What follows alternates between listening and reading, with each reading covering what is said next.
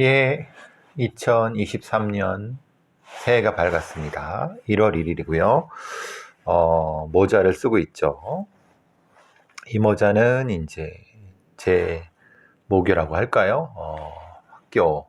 고려대학교의 화학과 동문들이 만들어서 쓰는 그 모자인데, 이 방에 우풍이 씌어갖고, 머리가 시려워서 겸사겸사 썼습니다. 예. 반갑습니다. 새해부터 조금 내용에 조금 다변화를 주기 위해서 한번 시도해 보는 겁니다. 뭐 특별히 바뀔 건 없고요. 자, 팟캐스트로는 제 모자를 못 보시겠지만 유튜브에서는 제 모자를 보실 수 있습니다. 이제 범죄 얘기 말고 역사나 정치 얘기도 제 컨텐츠에 같이 넣어서 해보려고 합니다. 제가 이제 사극이라든가 아니면 뭐 이런 컨텐츠 드라마, 장르 드라마들을 자주 시청하면서 뭐 이게 뭐 자문이라든가 아니면은 여러 가지 이 필요한 부분이 있어서 뭐 그놈 역사 대표적 그놈 것하고 연관이 되기도 하고 가끔 이제 좋은 얘기가 있는 그 기사라든가 이런 거를 봅니다. 경향신문의 이기환 히스토리텔러라고 하시는 분이 얘기하는 그런 것도 자주 봅니다. 재밌습니다. 여러분, 이기환 기자의 역사 히스토리텔러의 그 기사 같은 경우, 뭐 유튜브 같은 경우는 상당히 재미있습니다. 이제 여러분도 한번 찾아보시면 좋을 것 같고요. 오늘 제가 약간 비판 아닌 비판, 아니면 좀 약간 그 언급을 하고 넘어가야 될 부분이 있어서, 이제 첫 주제로 가져왔습니다. 오마이뉴스의 오마이 그 스타에서 그 방송 연예 파트에서 김종성의 사극으로 역사 읽기라고 하는 그런 코너가 있습니다. 예를 들면 방영됐거나 방영되고 있는 사극, 뭐 역사 관련된 컨텐츠에서 나오는 관련된 얘기를 좀 기사로 쓰는 것 같아요. 저도 여러 이 김정성이란 분의 이 기사를 재미있게 읽기도 하고, 약간 좀 생각이 다르기도 하고, 뭐 여러 가지 있었는데, 이게 이제 작년 12월 24일 기사입니다. 근데 사실 그때도 조금 아닌데라는 생각이 들었지만은, 뭐 이기영 사건도 있었고 그러면서, 그때는 그 방송을 잘 못했어요. 지금 이 컨텐츠를 보시는 분들은 TV라든가 이런 걸 잘 안 보시겠지만은, 간혹 이제 사극이라든가 환타지 사극이라든가 아니면 이런 그러니까 약간 퓨전 사극이라고 하기도 하고 뭐 이런 부분에 대해서 나오는 그런 거에 대한 비판도 있지만, 사실 퓨전 사극이라는 것 자체가, 아니면 환타지 사극이라는 것 자체가 그냥 환타지이고, 또 그것을 재미있게 엮으려고 하는 거기 때문에 그거에 대한 어떤 왈가왈부 같은 건 크게 많이 하지 않는 것이 아주 이게 무슨 역사의 정극을 추구하는 것도 아닌데 굳이 그렇게, 전 그렇게 생각합니다. 예전에 철인왕후라는 것도 있었고, 또 조선 구마사 얘기도 있었고, 뭐 여러 얘기도 있고 있었지만은 그 재미로 웃자고 하는 걸 너무 정색하며 달려드는 것이 아니냐. 특히 이제 이 식민지 관련된 부분과 관련된 아주 그 현실적인 민감함을 반영하는 부분을 제외하고는 딱히 그렇게 이런 생각이 좀 들긴 드는데요. 어쨌든 서설이 길었습니다. 여러분도 한번 오마이뉴스에 김종성의 사극으로 역사 읽기라는 거 가끔 한번 들춰보세요. 뭐 좋은 얘기도 많습니다. 근데 제가 요번에 요 꼭지에서 작년 2022년 12월 24일 날 나온 기사는 상당히 좀 제가 박사 논문을 썼던 그 출계와 이런 관련된 얘기라서 사실 이 김정석이라는 분이 그런 내용은 잘 모르시는 것 같아요. 그러니까 그리고 뭐 모른다고 하면은 뭐 어디를 출처를 인용해서 글을 쓰면 되는데 출처에 대한 인용도 없고 어디서 어떤 논리적 근거에 의해서 이런 것이 있는지에 대한 그러니까 이제 사극 내에 어떤 내용을 비판하는 거는 뭐 사실 그 사극이 픽션 뭐 이렇게 이런 판타지로 써졌기 때문에 그것에 대한 거는 사실은 저는 아까 말씀드린 것처럼 굳이 할 필요가 없지 않느냐. 근데 그 사극의 내용 중에 어떤 내용에 대해서 이것은 이제 역사적으로 어때서 어떤 이유 때문에 그랬다라고 하는 것 자체가 거짓이 되면 안 되고 그거 자체가 잘못된 인용이거나 아니면 전혀 엉뚱한 소리가 되면 안 되는 건데 이 김정성이란 분은 제가 보기에는 이 사극 역사라든가 특히 이제 이건 역사보다는 사실은 출계와 관련된 인류학적 또는 사회학적, 가족학적인 그 배경을 가지고 설명을 했어야 되는 내용인데 그거를 잘 모르시는 거나 아니면은 왜곡돼서 이해하거나 아니면 아주 편협하게 이해하신 거를 써버리니까 이렇게 얘기를 해버리면은 이건 사실 거짓말이거나 아니면 굉장히 편협한 얘기가 돼버립니다. 사실 거짓말이라기보단 좀 거짓말이라는 표현은 좀 그런데 약간 역사에 대한 인류의 이 삶에 대한 해석 자체가 아주 협소화된다라는 학문적으로도 그렇고 그래서 이런 부분에서는 분명히 제가 이걸로서 박사학위 논문도 썼고 그랬기 때문에 분명히 한 말이 해야 된다. 그러니까 조선의 상속을 연구한 사람들이라든가 아니면 인류학을 공부한 여러 출계를 공부한 사람도 여럿 있는데 그런 사람들은 이런 거에 별로 관심이 없죠. 뭐. 그리고 우리나라에서 그런 출계라든가 이런 걸 공부한 사람도 그렇게 많지 않고 또 서설이 길었습니다만은 이 내용은 그겁니다. 그러니까 이 주요한 타겟이 된 거는 TVN이라고 하는 방송의 환혼, 빛과 그림자입니다. 환혼이라는 것이 워낙 그 홍자매라고 하는 작가가 했던 그 환혼 전편이 있었어요. 그리고 나서 이제 이 후편, 속편이죠. 거기 이게 일종의 그 시대를 알 수 없는 시대를 알 수 없는 뭐 고려 시대거나 아니면 삼국 시대건 뭐 어쨌든 시대를 알 수 없는 어떤 왕조의 술사들, 그러니까 흔히 말하는 뭐 이제 뭐 서양 말하면 마술사들 아니면 이런 걸 그 무술을 하는 어떤 술사들 아니면 마법을 하는 술사들 뭐 이런 도수를 하는 술사들 이렇게 표현될 수 있는데 판타지 사극이라고 합니다. 환혼. 그러니까 혼이 바뀐다는 거, 몸과 혼이 바뀐다는 그 의미인데 사실 그거는 뭐 제가 말씀드리고 싶은 건 아닌데 왜냐면 뭐 그거야 진짜 판타지니까요. 문제는 이 김정성이라는 사람이 이 환혼의 지금 그게 흐름이 말하자면 진씨 가문이라고 하는 게 있습니다. 이건 이른바 이제 그 상당히 무엇인가 비밀스러운 기술을 가지고 있는 일종의 무당 집단, 부속 집단으로서의 근데 그게 주인이 여자인 거죠. 말하자면 진호경이라고 하는 수장입니다. 모계 집단의 수장입니다. 근데 술사 가문인데 그 술사 가문이 큰딸한테 그게 이것이 계승이 됩니다. 이제 상속이 되는 거죠.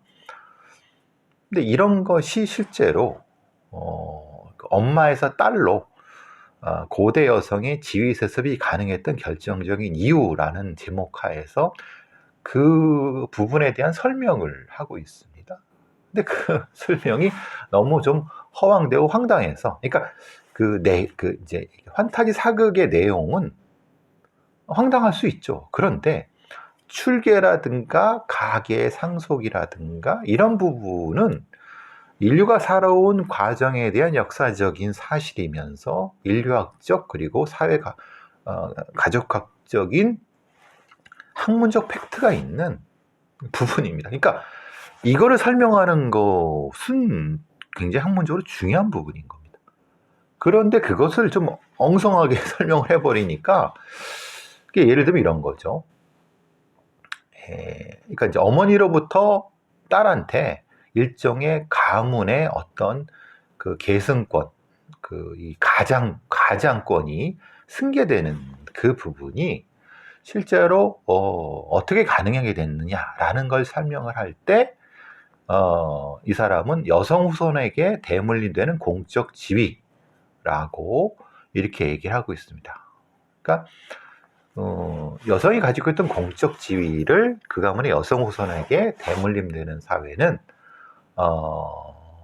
이게 한국의 고대사가 아니라 이거는 인류의 그 중세사까지도 상당히 일상적으로 많은 데서 오히려 굉장히 많은 곳에서 벌어졌던 일입니다.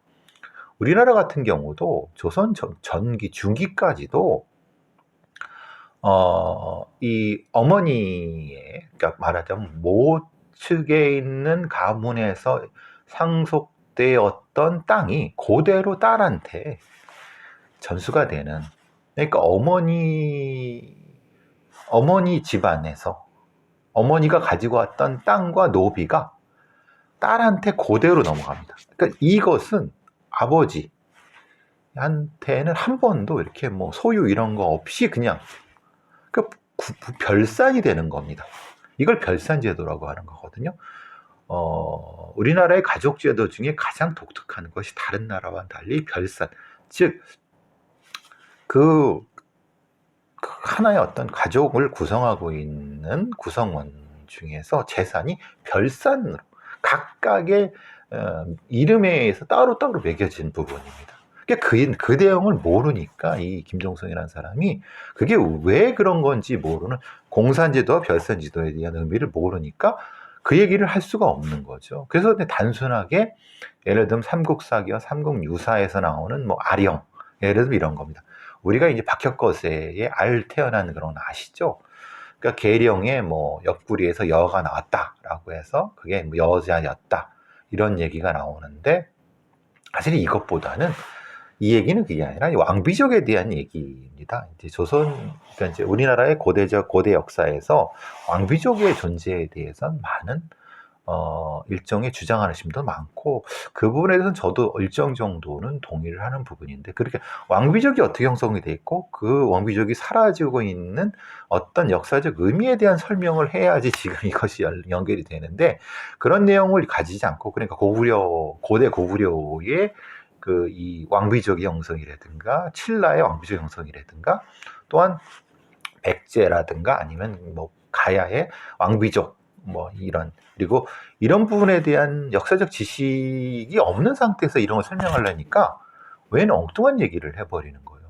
이거는 이렇게 설명을 해버리면은 상당히 이 역사적 사실에 대해서 왜곡된 내용을 대중들한테 알려줄 수 있는 거고, 이것이 결국은 신민사과가 연결될 수 있고 상당히 한국사라든가 이런데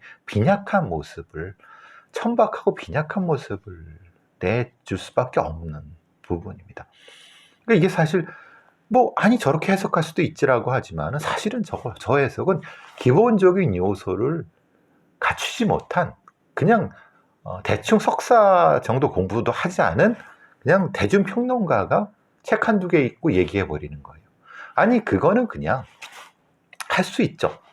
그냥 기자들 요즘 그렇게 많이 하는데, 근데 본인이 오마이뉴스의 김종석의 사극으로 역사 읽기라는 대표적인 그런 꼭지를 운영하는 사람이라고 하면은 최소한 자신이 그걸 전공하지 않았다고 하면 최소한 공부라도 해갖고 인용이라도 해서 이런 이론이 있고 이렇게 해석될 수 있다는 소개라도 해줘야 되는데, 전혀 그 내용적인 기반이 없는 사람이 엉뚱한 소리를 해버리니까 이걸 읽는 사람은 이게 다인 줄 알고, 사실은 이것은 전체의 10분의 1도 안 될 뿐더러 뭐 그 자체의 내용도 사실은 너무 천박하다는 것 때문에 너무 안타깝습니다.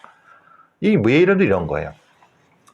이것도 틀린 얘기인데, 고대인들은 샤먼적 기질이 있는 인재들이 지식인이나 의료인뿐만 아니라 군주 장군으로 진출한 게 당연시했다라고 하지만은, 샤먼적 기질이 있는 인재들이라고 하는 존재를 도대체 왜, 이거를 이제 흔히 말하는 근대와 중세와 고대, 그러니까 이제 시기적으로 구분하는 게 아니라 그렇게 이걸 막 섞어서 써버리는 거예요.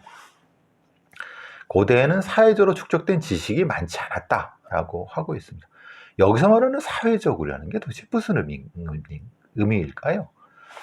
사회적이란 사회적인 공론장이 있다는 건가요? 아니면은 그런 형태의 축적된 지식이라는 것은 어떻게 구분이 되죠? 아니, 근데 생각해 보시면은 로마의 도시에서 지식이 거래되고, 그리스에서 그런 부분들이라든가, 행정 도시 내에서 여러 가지 벌어졌던 일종의 그런 지배 체제를 위한 지식들은 뭐가 되면서, 그리고 이 가문에서 그 가문의 어떤 힘을 과시하기 위해서, 예를 들면 무당 가문이, 이제 장군 가문이 있었고, 예를 들면 무사 가문이죠. 무사 가문도 있었고, 아니면 어떤 특정한 형태의 직역을 담당하고 있는 데도 있었죠. 그런데 그들이 직업적으로 무엇을 한다고 하는 건, 직업이라고 하는 것은 신분제와 약간의 벗어나는 점이 있습니다. 그래서 이런 얘기를 합니다. 이 김종성이라는 사람은, 그래서 머리가 좋아서 공부를 통해 지식을 축적하는 사람보다 타고난 실력이 있어서 공부를 하지 않고도 이것저것 볼 수 있는 사람이 선호될 수밖에 없었다라고 하는데, 뭐 맞습니다. 왜냐하면 그때는 교육 시스템이나 이런 것들이 사실 부족했던 부분이 있었고, 그거 자체가 빈약하게 될 수밖에 없는 구조였죠. 그럼 그걸 어떻게 이제 해결했을까요? 가문 내 시스템, 아니 어떤 집안 내 시스템이라고 하는, 이걸 가문이라고 표현은 안 됩니다. 왜냐하면 그 가문이라고 하는 것은 우리가 말하면 뭐 족벌이라든가 이런 것들을 다 포함하는, 근데 이것은 남자 여자를 구분하는 건 아닙니다. 거기에서 이제 그러면 어떤 가문이 있는데 선천적으로 머리가 좋은 애들이 있었지만 걔들이 일찍 죽었고, 근데 머리가 나쁜 애들이 있었다 그러면 그걸 어떻게 할까요, 걔네들은? 그래서 나오는 것이, 기질이 아니라 그럴 만한 애들을, 그런 기질의 소유자들이 선호됐지만, 그걸 극복하기 위해 소위 말하는 입양이라든가, 소위 말하는 갖다가 자기 집안이라든가 자기 쪽으로 이렇게 쓱 밀어넣는 겁니다. 우리나라는 양자제도라든가 이런 거가 우리나라만 있는 것이 아니라 다른 많은 나라에서도 이런 형태로 자신들의 어떤 집단의 영속성을 꾀하는 거죠. 그건 혈연적 영속성은 전혀 관계없는 겁니다. 우리가 어떤 가문이라든가 이런 부분들을 혈연적 영속성이라고 표현하지만, 생각해 보시면, 그럼 그 혈연적 영속성은 부계로 이루어집니까? 모계로 이루어집니까? 아닙니다. 그건 필요 없습니다. 부계가 되든 모계가 되든 어디 형태든 형태적으로만 그걸 이어버리면은 그 나머지는 그 가문에서 만들어내는 겁니다. 일본 같은 경우는 아예 다른 혈연이 다른 쪽도 들여와서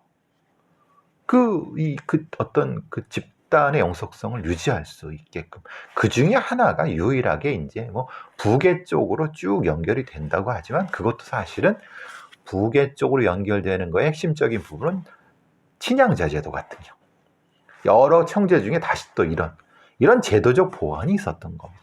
그렇지 않은 형태도 상당히 많았던 부분이에요. 그래서 이제 유전적인 연속성은 사실 의미가 없을 수도 있는 겁니다. 그리고 이 어떤 기술과 지식의 세습이라든가 뭐 이런 부분, 영적 능력을 보유하지 않아도 그런 존재가 없었다고 하면 만들어내는 겁니다. 그러니까 흔히가 우리가 무당 같은 경우가 이 세습과 강신이 있는데, 세습을 하는데 세습이 안 돼. 영빨이 없어. 그럼 어떻게 합니까? 강신된 사람을 데리고 와서 거기다 신달로 삼는 겁니다. 그리고 유지시키는 겁니다. 그런 제도가 분명히 존재하는 거예요, 관습적으로. 그런 부분에 대한 이해나 그런 것이 없이 이런 글을 쓰면은 안 되죠.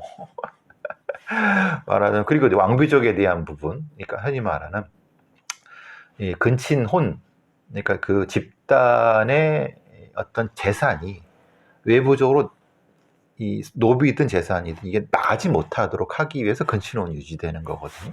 그러니까 근친혼이 유지되는 상황에서 근친혼 자체는 사실 의미가 없습니다. 왜냐하면 우리가 근친혼이라는 게 합스부르크 왕가처럼 그거 자체에 의해서 유전적으로 완전히 못된 병을 때문에 이제 그것이 멸문됐다라고 하는데, 그것은 이제 그 뒤에 결혼 제도와 유전 관련된 부분이고, 그 이전에는 그렇게 되기 전에 이미 다른 방식으로 이 혈통이 아닌 그 새로운 어떤 것들을 꾸준히 받아들일 수 있는 구조가 있었던 겁니다. 그게 이제 왕비족 얘기가 될 수 있고, 아까 말하면 그 양제되건 어떤 입양이 되건 뭐 어떤 여러 가지 면에서 이렇게 다 이제 말로 설명드렸었는 그 비혈연적인 그 구성원의 일종의 보충 방법들이 있었던 겁니다. 그런 얘기들이 없이 그냥 단지 뭐 알령이란 존재가 있었는데, 그 알령이란 존재의 그 성이 박씨다라고 얘기를 하는데요. 여기서 박씨란 건 딱 하나였다라고 하는데, 여기서 말하는 이 사람은 이걸 잘 모르는 거죠. 여기서 말하는 신라에서 박씨성을 쓰는 집안은 딱 하나였다라고 얘기를 하는데, 하나였죠. 근데 그 하나라고 하는 개념이 뭔지를 이분은 잘 모르시는 건, 집단이 있지만 그 집단이라고 하는 그 속에는 소위 말하는 이 노비들도 존재했고, 그 공간에 사는 어떤 모든 존재를 다 그 시라고 초기엔 그렇게 시족이 되는 겁니다. 그 시족이란 혈족의 개념이 아니기 때문에 그 중에서 우연히 들어오거나 어떻게 해서 모아진 애도 그렇게 될 수 있었던 겁니다. 그러니까 말하자면 그 구성원 중에 하나를 이렇게 망비로 삼았다라고 하는 겁니다. 그 개념을 이해를 못하니까 그냥 이런 식으로 해석을 해버리니까 너무나도 그 이해가 천박하고, 그 내용은 사실은 한참 된 17, 18세기, 18, 19세기의 일부 일처제의 단순한 혈족 개념, 뭐 일부 일처제 개념 그전 정도밖에 이해가 안 되는 거죠. 그리고 이제 말하자면 근친혼이라든가 아니면 뭐 이게 이복남매라면 몰라도 친남매 간호는 결혼은 쉽게 용인되지 않았다라고 하는데, 이건 본인 주장입니다. 그렇지 않습니다. 이게 말하자면 이복남매란 개념 자체와 이거 자체가 의미가 없는 거고요. 그러니까 글쎄, 제가 김종성이라는 분을 잘 모르지만은 적어도 각각의 개념의 이런 부분에서 좀 약간의 공부를 하시거나 아니면은 뭔가 이렇게 인용을 하시거나 뭐 이렇게 해갖고 이 논리적 적합성이라든가, 아니 여태까지 이 인류학이라든가 가족학이라든가 사회학에서 많이 공부해 와서 연구됐던 부분들을 녹여내야지. 진짜 이건 상식 수준에서만, 그러니까 이제 지금 대중들이 알고 있는 상식 수준에서만 해석해 버리니까 어떤 방식으로든 이해가 안 되는 거예요. 이거는 이렇게 하면 안 됩니다. 그러니까 다른 건 제가 몰라도 이런 출계라든가 아니면은 저기 석세션 관련된 부분은 인헤리티 같은 이런 부분들은 이렇게 하면 안 됩니다. 이거는 너무 엉터리입니다. 사실 너무 당황했어요. 전 이걸 보고 이걸 이렇게 해석하면 안 돼. 그러니까 여성의 공적 지위의 대물림이라고 하는 상속이라고 하는 그 계승이라고 하는 것 자체를 또 이분은 또 화랑세기에서 했어요. 화랑세기라고 하는 거는 위장 논란도 있고 사실은 그 진위 여부에서 상당히 논란이 있는 부분인데, 어쨌든 이것은 이 모계혈통 관련된 부분과 연결이 되기도 합니다만은, 그 화랑세기가 하는 내용 자체가 사실 한참 뒤에 그 기준을 가지고 쓰였을 가능성이 높기 때문에 그거를 기반으로 설명하면은 사실 그건 안 됩니다. 그리고 고려 시대에 벌어졌던 왕건가의 왕비족과 대물림 부분은 약간 좀 혼동된 부분이 있습니다. 그것은 조선의 유학자들이 이걸 쓰면서 약간씩 좀 정리된 부분이 있어서 그거 가지고 바로 하기는 어렵습니다. 다만 이것만 가지고는 왕비족 개념이라든가 아니면 출계 부분에서의 그 양측계 이런 정도는 설명할 수가 있을 거라고 보여집니다. 그리고 이분은 이 김종성이라는 분은 이렇게 얘기를 합니다. 전 대표적으로 이렇게 비판하는 것.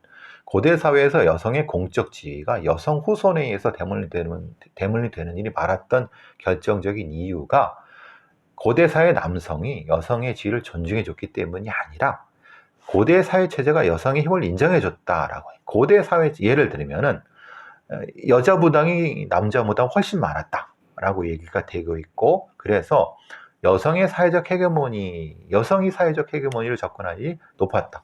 이게 말 그대로 뭐냐면 생산력, 아이를 많이 낳는 거, 그 다음에 이 채집 생활 이런 부분이 그때는 더 많았기 때문에 이랬을 것이다 라고 얘기를 하는 건데, 그건 요즘 연구된 사례에 의하면 사실은 그거는 좀 일편적이고 단편적인 부분이다. 남자 무당보다 여자 무당이 더 많았다고 하는 건 지금 얘기죠. 그 당시에는 사실은 이 남자 무당, 여자 무당 개념 자체가 없었던 부분인 거고, 오히려 어떻게 말하면 그 일의 그 구분 부분이 뭐지, 그것이 성별로 구분되는 건 아니거든요. 그리고 이게 신통력 그 부분이 아닙니다. 무라고 하는 건 정확히 무라고 하는 것은 그 하는 일이 정말 달랐다는 거예요. 이게 지금 이 김종성이라는 분은 한참 뒤에 있는 사실을 그때의 사실을 계속 해석하다가 또 유리할 때 잘라버리고 막 그렇게 해버리니까 도대체 이 양반이 무슨 얘기를 하는지 헷갈려버리는 부분도 있어서, 물론 이제 이유는 있습니다. 예를 들면은 이분의 주장은 그겁니다. 여성의 모에서 딸로 이 계승이 되는 부분이 상당히 많았다 이 얘기죠. 근데 그 많은 부분은 고대에서 여성들이 할 일이 많았다라고 얘기를 하는 거지 않습니까? 실제로 근데 그 부분은 여성이 하는 일이 아니라 여성 출계 집단의 힘이 강했고, 실제로 여성이 하는 일과 여성의 출계 집단의 정치적이면 아니면 사회적 힘은 또 다른 문제입니다. 그래서 우리가 모계사회 혹은 모변사회, 모측사회라고 하는 모방사회 이렇게 얘기를 하는 것이 방측, 계, 출 이렇게 하는 것이, 계 이렇게 하는 것이 여성을 의미하는 것이 아니라 여성의 남동생이나 오빠 같은 외삼촌, 그러니까 이쪽 기준으로 봐서 그 집단의 힘과 A와 B 집단의 힘이 합쳐지는, 그러니까 그것이 여자건 남자건 아무 의미가 없었던 집단과 집단의 얘기라는 겁니다. 근데 그거를 이제 여성의 힘으로 해버리니까 헷갈려버리는 거죠. 이분은 여성학이라든가 아니면 인류학 아니라 가족학을 한번 다시 공부를 하셔야 될 것 같다는 생각이 들어요. 너무 좀 말씀 자체가 약간 허황되고 너무 빈약해서, 야, 이런 정도의 지식을 가지고 이 오마이뉴스에 본인의 이름으로 사극으로 역사 읽기라는 거를 이렇게 쓴다는 게, 야, 이건 너무한다. 오마이뉴스의 부분이. 혹시 그분이 이 방송을 듣지는 않겠지만 혹시 들으시면은 제 말씀이 틀린 부분이 있으면 얼마든지 그 댓글 달아주세요. 말씀해 주세요.